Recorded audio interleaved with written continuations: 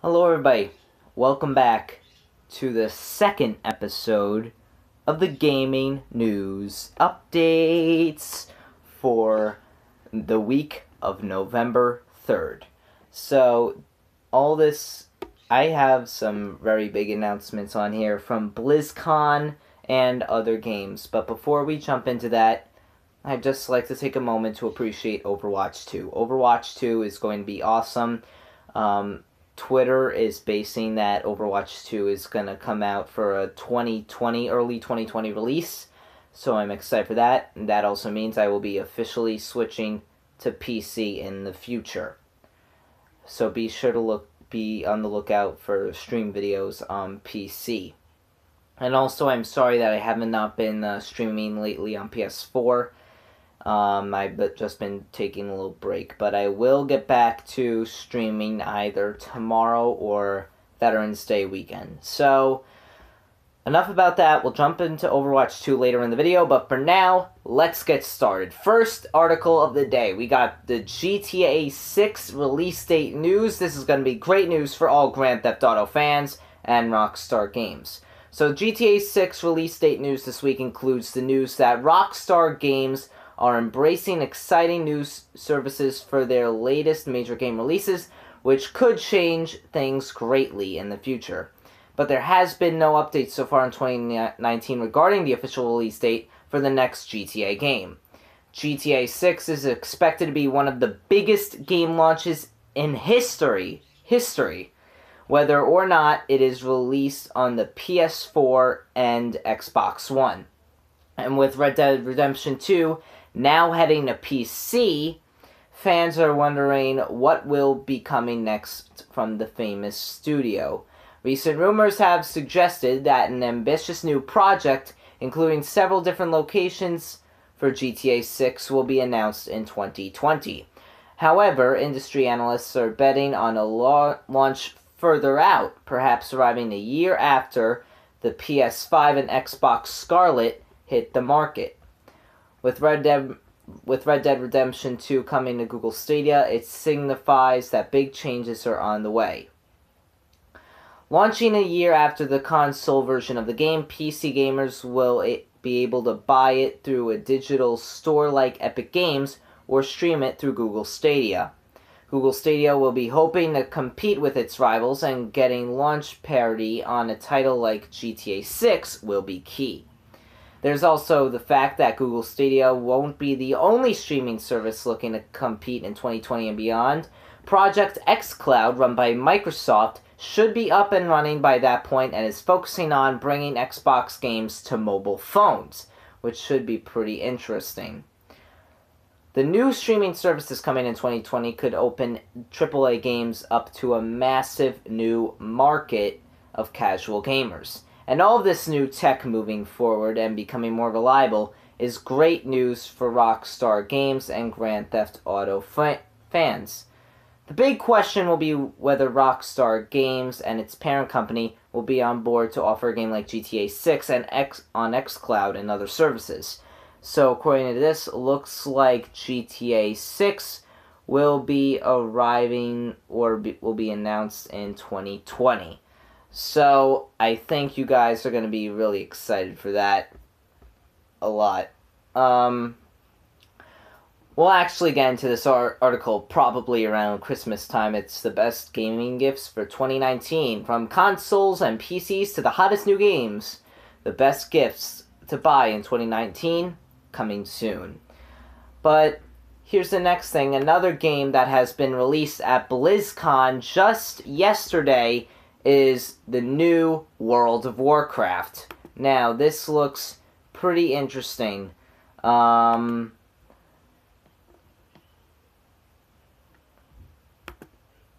Basically, what it is that the World of Warcraft level cap is being reduced to 60. So, following a World of Warcraft panel at BlizzCon 2019, we now have more information about what this squish entails. Now, when you start a new character, they will start at level 1 in an entirely new zone designed to better showcase what makes World of Warcraft special and fun. Once you're level 10, You can choose an expansion to level through that will take you the entire way from level 10 to level 50. From there, you can go on to Shadowlands.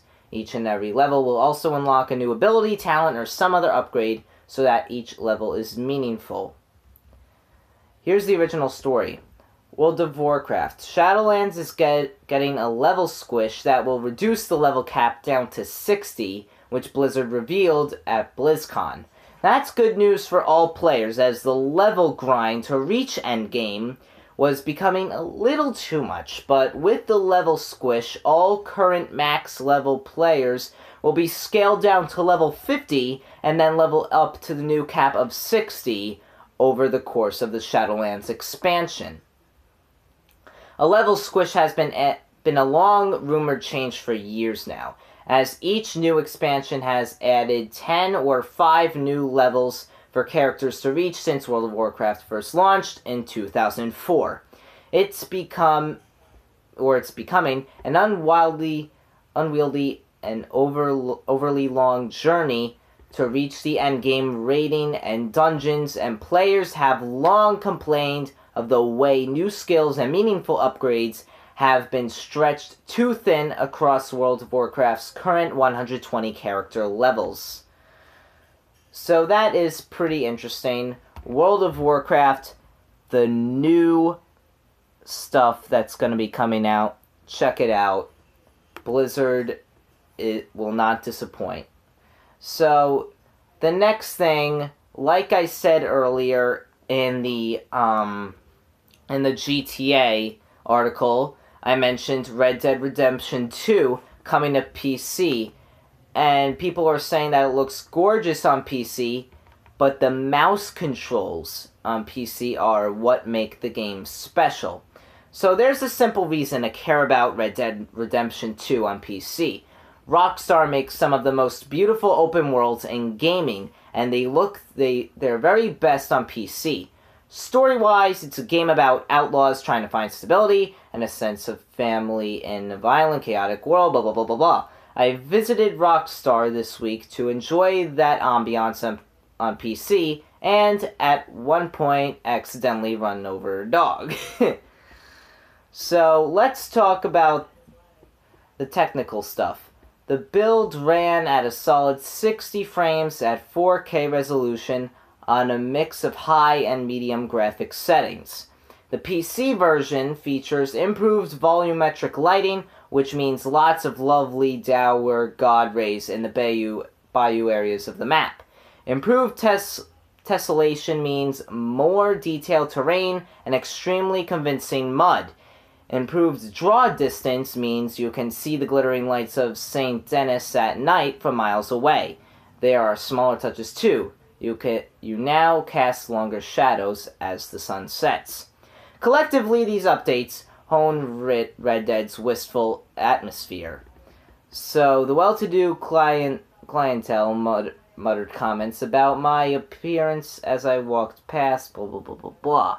So everywhere I go, NPCs notice me, muttering good day on the trail, warning me to cause any more trouble after brawling in the street and trampling that mud. Exploring in first person is much better on PC, thanks simply to a well-implemented mouse look. So, Red Dead Redemption 2 looks awesome. You guys should definitely check it out. Sorry, actually, if I'm rushing a little bit. I'm just trying to get this done. But, not that I don't want to get it done. I definitely want to get it done for you guys. So, yeah, let's keep going. And another thing that is weird. I saw this in BlizzCon, and it's Diablo 4. The trailer looks bizarre. It looks so weird. I watched it like 2 times, and it still did not make any sense to me. So anyway, Diablo 4 will not have an offline mode, and the game is, quote, not coming anytime soon.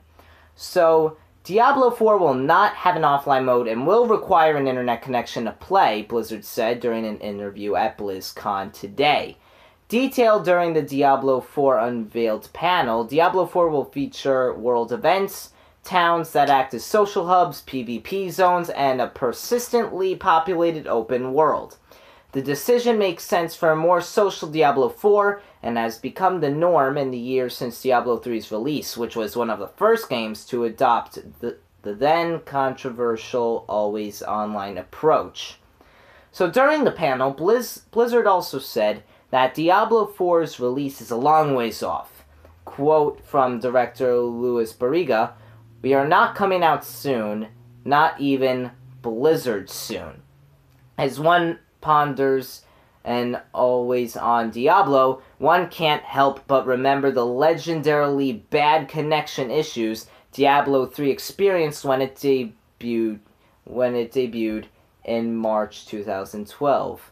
Even so many years later, the specter of Error 37 hangs over the series. Diablo 3 was inaccessible to some players for days following launch, after which Blizzard implemented a login queue system. Another much criticized element of Diablo 3, the Real Money Auction House, closed in 2014 and does not yet show signs of being revived for the sequel.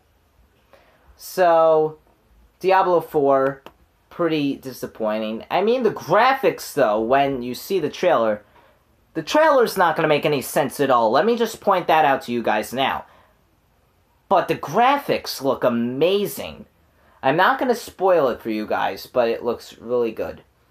Another thing that the directors don't have any idea of what's coming out, sadly, is Overwatch 2, according to Jeff Kaplan.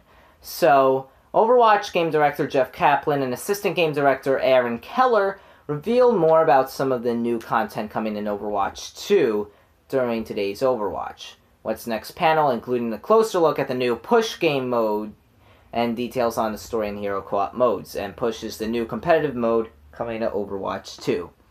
Push is essentially a payload map. Players must escort a big robot as it pushes a barrier into enemy territory. Whichever team pushes their barrier the furthest before the match ends wins. Pushing it all the way to the end triggers an instant victory.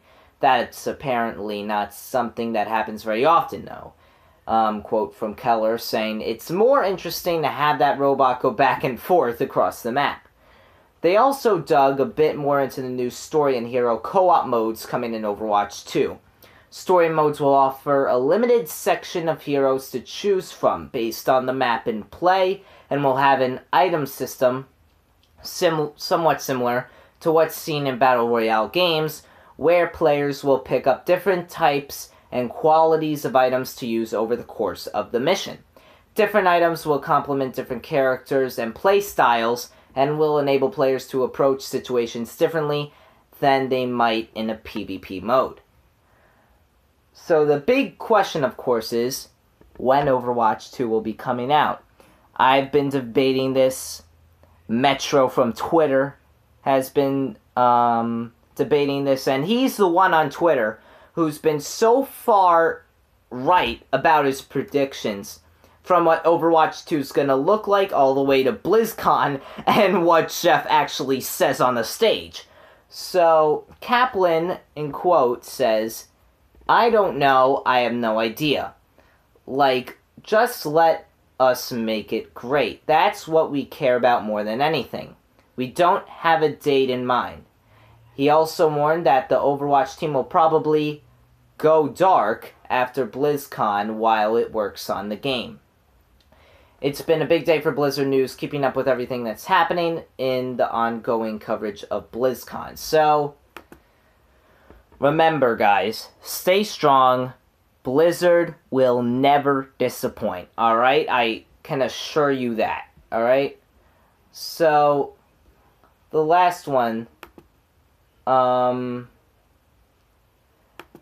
last thing here is forget Cyberpunk and Final Fantasy VII. This could be best PS4 or Xbox One game of 2020.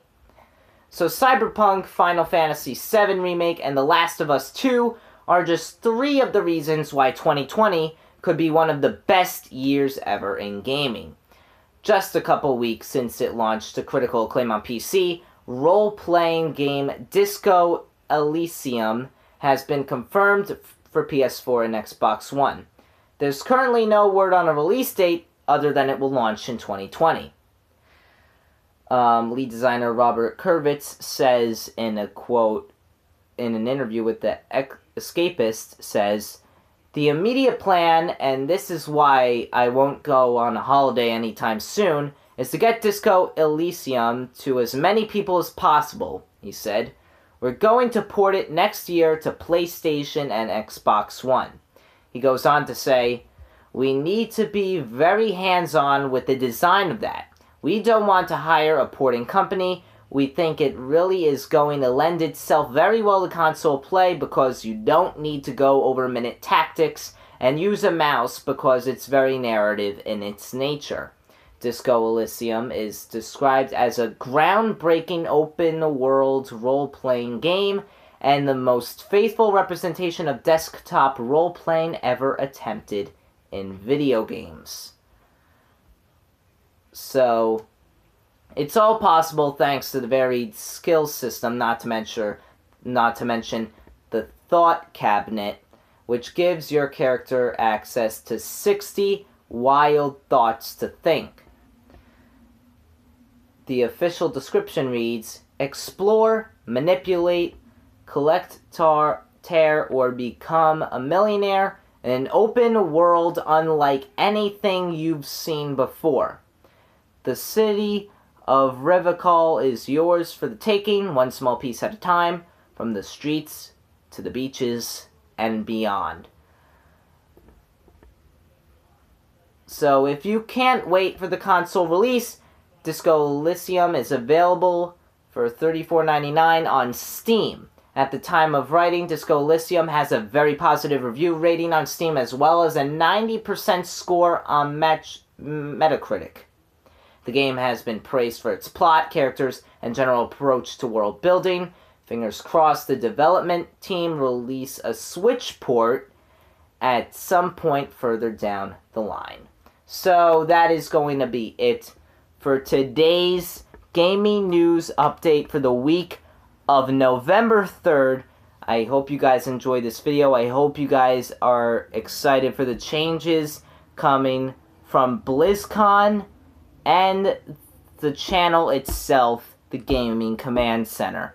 So I wish you all a very great week, and we will see you for the next gaming news update or stream very soon. So keep calm, peace out, and keep flying.